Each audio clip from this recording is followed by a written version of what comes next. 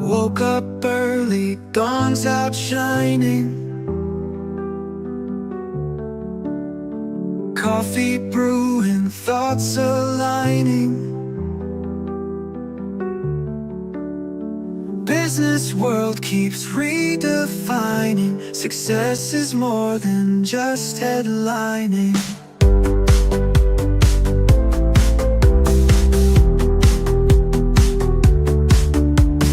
Ray's got wisdom, Jim's got vision. Welcome back, folks. It's time for another episode of Pillars Principles with Ray Pillar and Jim Treleaven and myself, Fred McMurray. Today we've got a listener question, and you guys have been sparking responses from our listeners and watchers, and congratulations on making Feed Spot, gentlemen. Big win there. Today's question is, how do you determine when it's time to cut or remove a product or service from your business? It could be a primary product or service. It could be an ancillary one. I always think about McDonald's and the McRib sandwich, or the original, prior to McRib, the McBeef steak sandwich, which I truly loved, and then they cut it and never brought it back, and I'm still doing it 30 years later. So, who wants to jump in? Ray? Yeah, I think there's a lot of questions with that question. Mm-hmm. If the product is primary, well, that's your entire business, so you can't cut it. And you need to work on increasing the profitability of that service. Now, if it's not, if it's like you say, ancillary, then I would take a look at it and see what's wrong with it, see why it's not performing as you had expected, and see if there's a possibility for improving the performance of that service. And then if that becomes impossible or difficult to do, then I would drop the service. All right, but so I think back to my first small business, and we were doing a lot of enterprise resource planning implementations. Actually, when I met Jim, and the crash of 2009 made it so people weren't wanting to spend $250,000 on a piece of software, and literally there was the business all dried up. And so at that point, all we could do was pivot into something else. So, but it took the crash of 2009 to do that. So besides a huge crash, I guess the question is, when do you know you should pivot? What is that in Ray's point? Because you've had small businesses before you went into the Maid that you said, yeah, this isn't going to work anymore. I need to do something else. So what was it in those experiences that made you say, yeah, I need to do something else? All right. So I can set an example for you within the Maid. Okay. Perfect. So part of Maid for a while was doing carpet cleaning. Okay. Yeah. Very profitable. Highly labor intensive, but very, very profitable. The problem was I could not sustain reliable employees doing that particular job. The ladies didn't prefer that because it was highly labor intensive, and any male I got to do it was not reliable. And so when you schedule a customer to have something like that done, they expect you to be there, and you can't just call and say, oh, sorry, we don't have anybody to do that job for you today. So I decided to go back to my core business of cleaning houses, and that made my life a lot easier. So that's a good example. And then I did have a company called Pillar Electrical and Contracting, and I did drop that in, I'm going to age myself, I think it was 79, when there was a economic downturn, simply because of the lack of customers. Yeah, so All right. So you, you need to know when to get out of the, and that's you what know, I'm about. And before I hit Jim, I'm going to say I heard two distinct bullet points there. One, when there's no customers for it, which is mhm, really what I ran into. But two, I love that when you're unable to sustain employees to do the work, because right. in first case, it was highly profitable. I'm assuming it was it more profitable than just the standard core house cleaning. Yes, So you had a core function that was one of the most profitable ones, but because you couldn't sustain the correct workforce on it, that is correct. cut it. Ooh, wow! Yes. Two good bullet points in your first answer. Go ahead. I will follow up saying, in other words, if I couldn't perform at a high level for my prospective customers, I didn't want to perform at all. Uh, Yeah. Jim, same question to you, my friend. Okay. So in a little bit of a different context than Ray for sure, but the there's sort of several. We'll come at it from several perspectives. One is the overall business an issue? In other words, which we've been talked about before in doing turnarounds is if a business is struggling, and many of the ones I went into to run were losing money, and we had to get back to cash flow positive. So that was the time to cut. Well, most of them are software companies, so it was people related, but the people were working on products. So we had to come up with the strategically most important products and maintain those because we were supporting those. And so, for example, you mentioned earlier, Fred, ERP. So one of the companies was a very strong, popular legacy ERP system, and they were competing with client server based companies like Oracle and SAP. And so their strategic response was to develop their own version of that, which turned out not to be a good idea. And so we dropped that product because you don't want to be the last one in the market. And we had, but the second aspect I wanted to mention was a process called appreciative inquiry. If you guys have heard of that, it was developed by, pardon me? That was appreciative inquiry. Appreciative inquiry. Mm. Developed by actually a classmate of mine from graduate school, David Cooperwriter. He's from Chicago. He's still teaching at Case, and he speaks at Davos, and he's advises the whatever the guy that runs the UN is called. Yeah, but and it's a slightly more complicated than I will make it, but I will simplify it. The answer is figure out what when you have problems. The first reaction people have is to go, let's solve the problem. And his answer in appreciative inquiry is, the answer often is do more of what you're good at.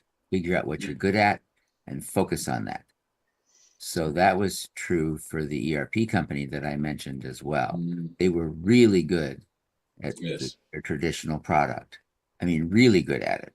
I mean, there was a Mhm. couple technical minor things, and so focusing on that and getting in, which was generating most of the revenue anyway. So figure out what you're really good at and do more of that. Mhm. That is actually works all the time. It's Yes, it does. it's That rings true. yeah. All So, right. that's So another way to sort through the portfolio of what you're doing. Mm. all right. So basically, you got the same riff there on both points, which is Mhm.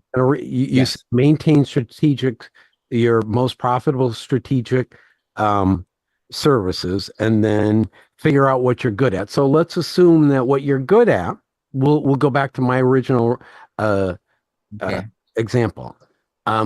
We were good at it, just no one wanted it anymore. There was Mhm. the market players, no one wanted it, and those that had market share were the really big companies, Mhm. the big consulting firms that had everything locked in. And uh, so one of the things we've been doing were Microsoft products, as you remember. Well, Yes. there were far, far larger organizations implementing Microsoft ERP platforms. Mhm. So while we were okay at it, good at it, there was no market for it because of the larger competition. That's actually an excellent example, and I have an example of that as well. Bring it. So the market obviously is key. And so one of the first companies I went in to fix was, believe it or not, 42 years ago, was an AI company out of MIT. Mhm. And so really smart guys, they were building products that were of interest to them, but not apparently to anyone in the real world who was going to pay for them. So that was the issue there. So we dropped those, and they were machine vision, and this was quite a long time ago. But so we had to figure out, so nobody was buying, there was no market for it. So that your point is very important. So we dropped that, but these, very smart guys, they could build anything. So we had to figure out a market that they could develop a product for that was, it was pretty bleeding edge actually, but it was more the early days of sophisticated computer graphics for control systems.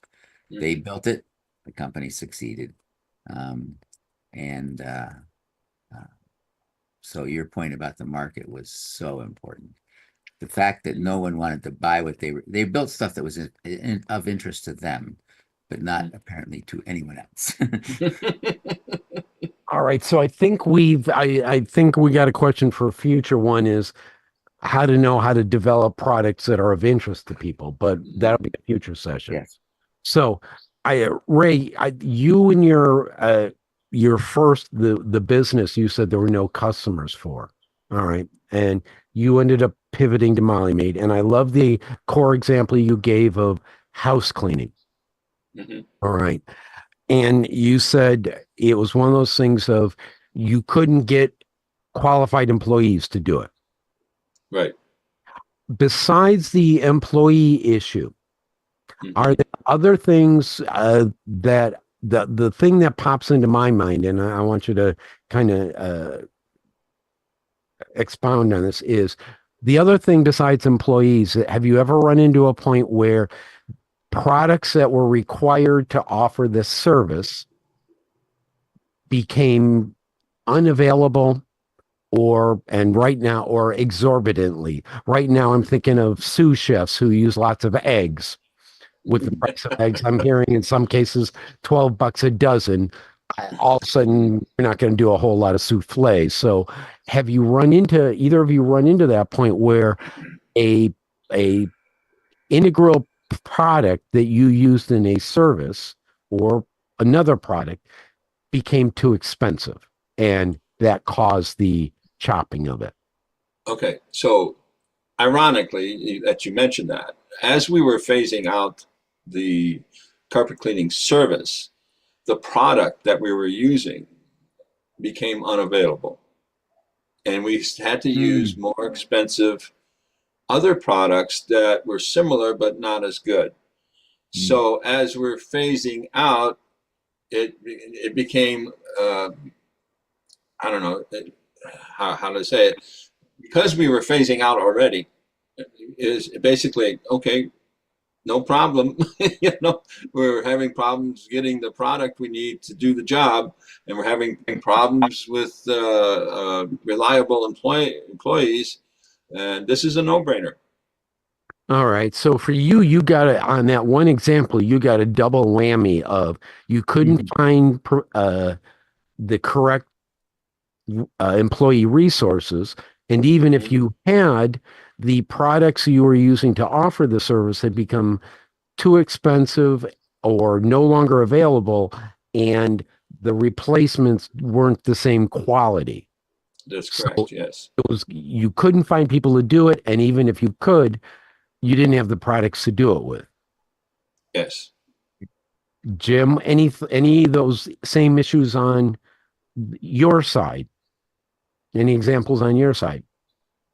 For sure. I mean, take one step back and you sort of you have limited resources in a company, right? And let's just use software company as an example. And you know, you're limited by the amount of code and so forth that your developers can do. And so you have to look at your offering as sort of a portfolio. And then there's a lot of techniques for evaluating the most profitable or most promising products. You know, some of them are sort of very quantitative. You can do forecasts of discounted cash flows and so forth for products. And there's a million other ones too we can talk about. So that's, say that one again, because you're hitting something, you're hitting to the core of, because you said forecast, say that again. Okay, let's say you have 6 products. Mm-hmm. You can do a forecast of the cash flows for those over a period of time, 3 to 5 years, let's say. And then you can discount those to the net present value. And you're going to be able to rank them 1 through 6. And if you've got enough resources to do 4 of them, you do 1 through 4. And there's other techniques for evaluating the portfolio, but that's sort of one of the examples. And there are others as well, but and that's not to say that you would slavishly follow what comes out 1 to 4. You might say that number 5 you really think has better long-term potential than number 4, even though it and so you could swap those out as well. So there's other factors that are more qualitative when you look at it. It's never black and white. It's never, nope, not ever. Yeah. All right. So I'm gonna have you. I love what you said, because I think that gets to the core value of what we're talking about. You said you want to, so reiterate what you just laid out again for those who are slow like me. You talked about forecasting the future cash flows over a period of 3 to 5 years. Whatever's relevant to the market. So 3 to 5 years. And then you can net cash flows. Then you can discount that to today, the future cash flows, and you get a net present value of the cash flows at some discount rate. And it's pretty sensitive to the discount rate too, so you have to be careful about that. But and you know, then you can rank them. The one that has the and again, it's net cash flow, so it takes into account expenses as well. So you can rank them based on that. But then you want to look at that with, as Ray sort of mentioned, sort of a qualitative perspective that, you know, one that didn't make the cut might have, you know, might look really promising for a variety of other reasons. And then you can swap that out or in and swap another one out. So it's, and it's pretty straightforward when you actually do it. Okay. So what I'm hearing is we're looking at the net cash flows for 3 to 5 years, discounting it to the net present value is right. And that gives me a number of, what's the metric on that number for the stupid? Oh, it's going to be the discount of, you know, at some discount rate, you know, using sort of current interest rates or whatever it might be. All right. So go to that discount rate, because I think that's where people are, when you say that, I'm not sure people understand how to get to that discount rate, what that is, how they determine that for their business. And it's important because it's the whole analysis is pretty sensitive to the discount rate. So let's say at the end of the 70s, the discount rate would be a really big number because interest rates were very high, for example. And there have been periods like toward the end of the 80s, early 90s when interest rates were relatively low. So that would help determine the discount rate that you would use. And it's ironically the bigger the discount rate, the less the net present value is. It's sort of the reverse of what you might think, but it makes sense when you look at it. So future years at a higher discount rate would be worth less. All right. So with figuring out the discount rate, interest rates are a definite factor in it. Absolutely. Inflation too. So, So we've got interest rates, inflation rates. What else is a factor in that discount rate? oh, primarily that's it. All right. And those obviously interest rates and inflation are very related. So All right, so we're figuring out our discount rate versus so we take that inflation combined, we'll say combined inflation interest rates, and that's the drag on our increasing future revenue. in a And sense, yes. and based on that number that you're getting on each of those services, we're ranking those to look at the ones that look best for the future. Right. And then to And rate, that's a quantitative ranking. One's going to have the biggest number down to the one with the least, but then you were going to say something about the next step. So go ahead. all right. So then when I look at what I've just heard, that's a very quantitative number. And Right. there's the Ray factor, which is, Actually, that's called that in the industry. It's a I believe it. It's a pillar of business, the Ray factor.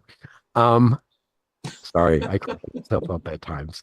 Then there's in a sense, it almost sounds like with Ray, what he ran into was he saw that he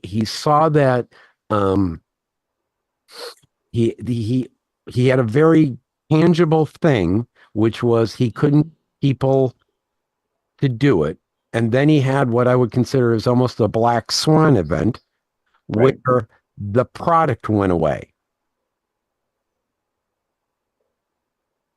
And even if he could find quality people, he no longer had the product. And so he cut the service. Yes. Is what I'm hearing. So when I look at that, recently what I've had to deal with is all the Pillars of Franchising episodes and I don't know, the first dozen and a half of Pillars Principles all went on to the podcast hosting I was using of Blog Talk Radio. Okay. That was the product Sure. platform used for podcast hosting. Yep. The Black Swan event was last November, being notified that after 20 years in business, they were going away. Am I on that right? Is my analogy close to correct? So Yeah. when I got that notice, what should I have done? Because obviously podcasting has been a service that Westvyne has developed over the last 6, 8, 10, 14 years. And the primary podcast service hosting service we had was gone. What should I have done when I noticed? You can go first if you want, Ray. So You had two choices: either drop a podcast altogether, or find an alternate source to host them. Yep. Or build one, right, Fred? Oh, okay. So then there's that third thing of build something. Okay, I'm good with that. Okay. Yeah, now you're talking about what I actually did was I built something or building it. All right. All right. So what I've heard today is on the various things of if something's doesn't seem profitable, although in Ray's case, it was highly profitable. Yes. But I run into constraining factors of either employee resources or product resources. Are there any other things the only other thing I can think of that would strangle something would be governmental regulations changing. For sure. But then I would throw the market in there as well. All right. So lack of resource or lack of customers is the market. Yeah. Lack of employees, lack of product or services, or governmental resources or governmental regulations change. Right. I know one stock I owned that used to pay dividends when the government killed off all the leases in, I don't know, some of the drilling areas, dividend dropped. Yep. Are there any other things like that besides a random black swan event, which I would define as a loss of product capability? Are there any other things out there that you would say this would cause the dropping of the service or product? Well, I would say, and this may seem too obvious, but there's the reputation effect. If you have a product that is not well regarded in the marketplace, it may work perfect. Well, this wouldn't be the case if it did work perfect, but it may be, functionally okay, might have a market, but the product itself has a lot of brand issues. And so, that's another reason that you would. Okay, I like that. Now we go back to Bud Light. Ray, your thoughts? Yes, we go back to Bud Light or whatever the other one that tried it. I forget what it was. Yeah. I think the only thing that comes to my mind is how much work are you putting into it? In other words, to keep this product alive. You see the profitability and you look at it and say, wow, I can, if I just work a little harder at it, I could make it work better. And it becomes a point where you find yourself spending 90% of your time trying to keep that product alive, that service alive, and you're ignoring your core business. So you've got to look at it from that perspective as well. I agree. So I got you both because I'm gonna roll back to a earlier episode, and I remember asking you and something about how do I know when it's time to grow something, and your words were when you are so engaged in it that you are dreaming about it. I hate you because I'm dreaming about something quite a bit lately.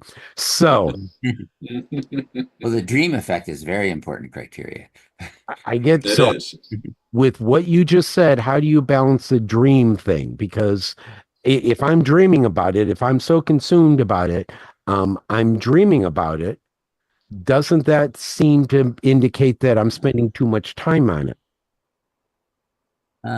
I would say off the top of my head, not necessarily. You have to try to be very circumspect about it. And that's one of the qualitative things that I mentioned before.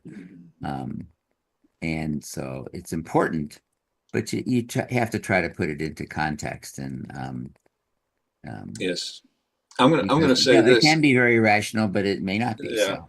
Irrationality. I understand that. You should be thinking about your business until it becomes at the point of being addictive, just like a drug. You don't want it to become addictive, so it dominates your entire life. But you should be thinking about your business constantly.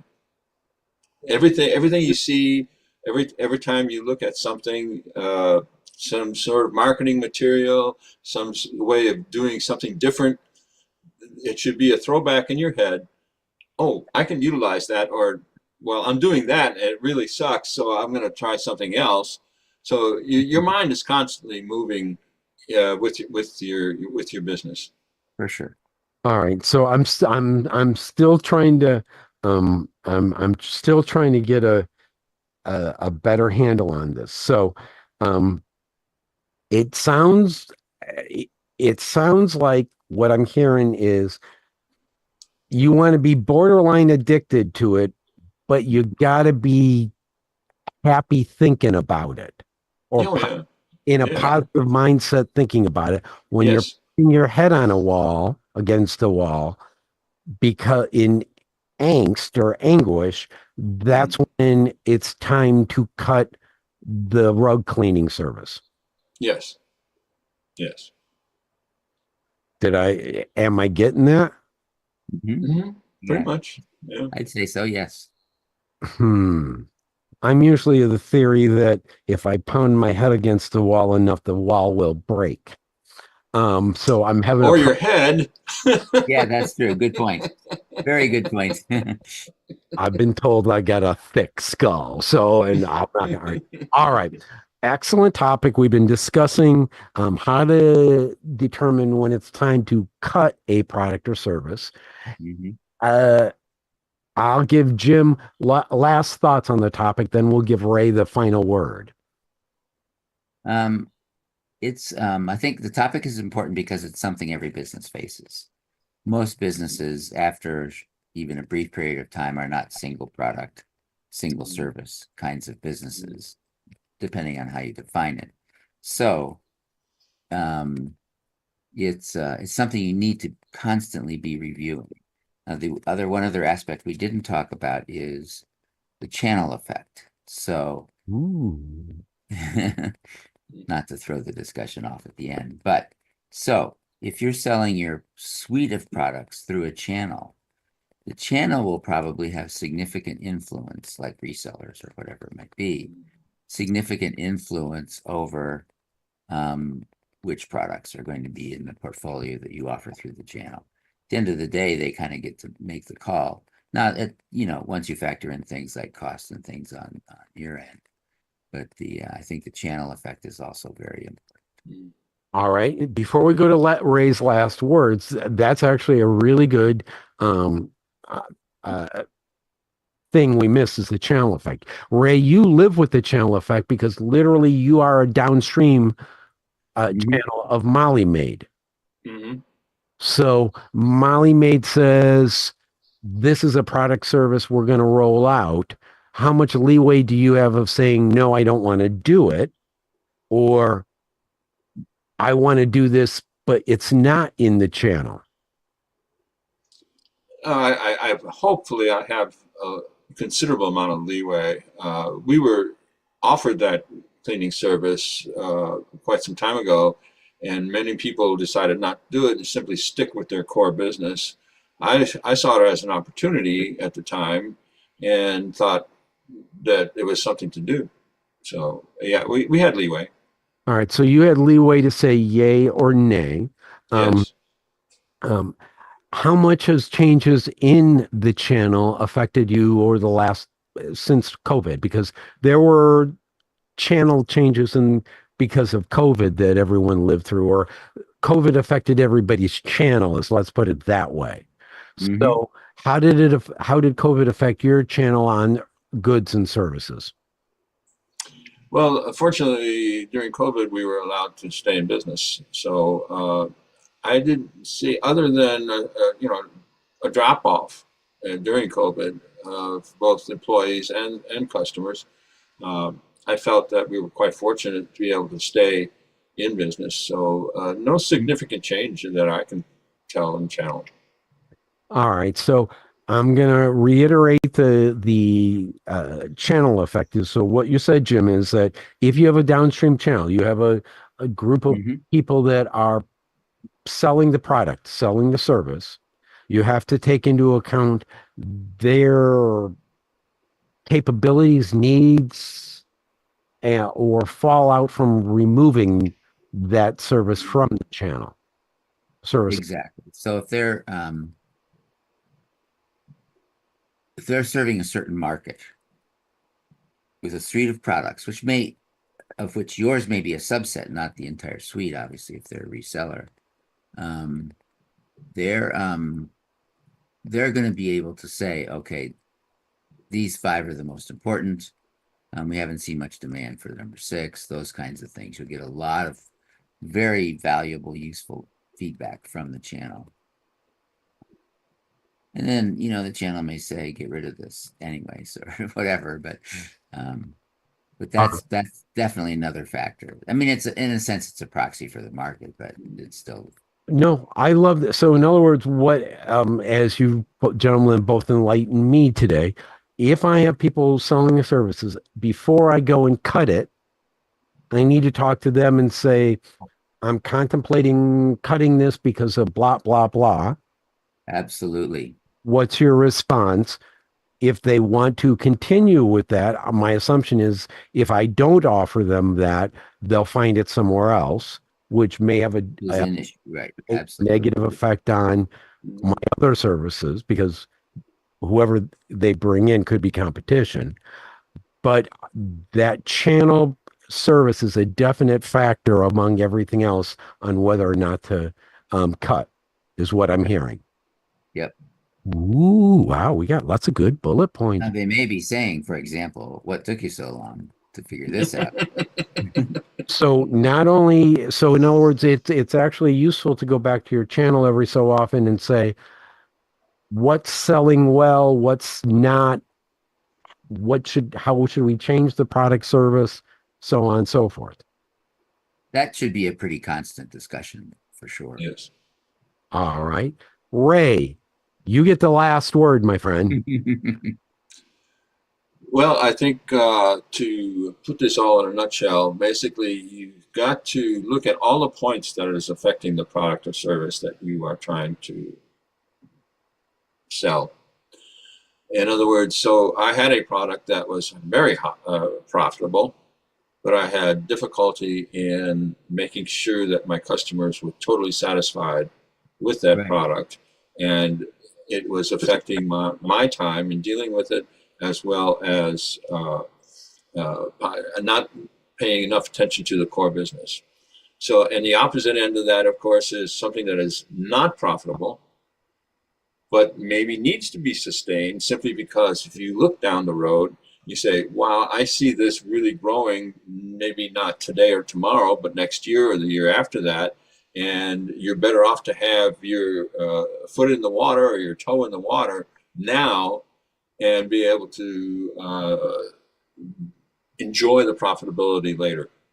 All right. So you guys keep doing this in your last words. You keep bringing up another point because I heard something really critical. What you just said there was you might have a product that's not highly profitable, but literally it's a core plank in what you're offering. And in some way or another, it's kind of that, what I would say that companies are known to put sales on things to get people in the door. Right. Mm-hmm. So this could be a product or a service that gets people in the door and then they upsell from it. Sure. So you don't want to cut things that, even though their profitability may not be high, you don't want to cut things that are that initial hook in. Is that Yep. what I'm hearing? Yep. Mm-hmm. Well, I can't Go speak for ahead. you, but that works for me. Anything else? Jim and I said the same thing different ways. I know.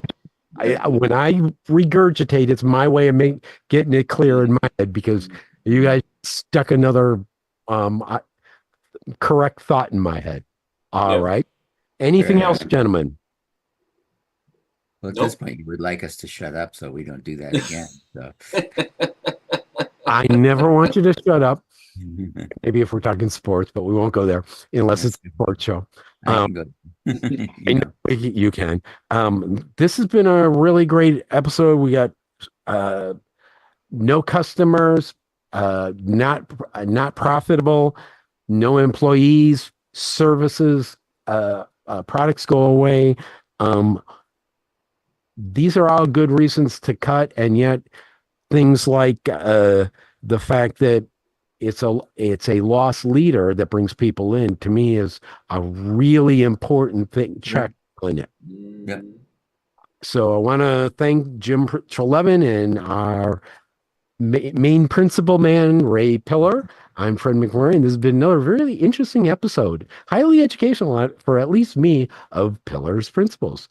We'll be back next week with another episode answering the success principles in business. Bye, all. Bye, all. Bye-bye.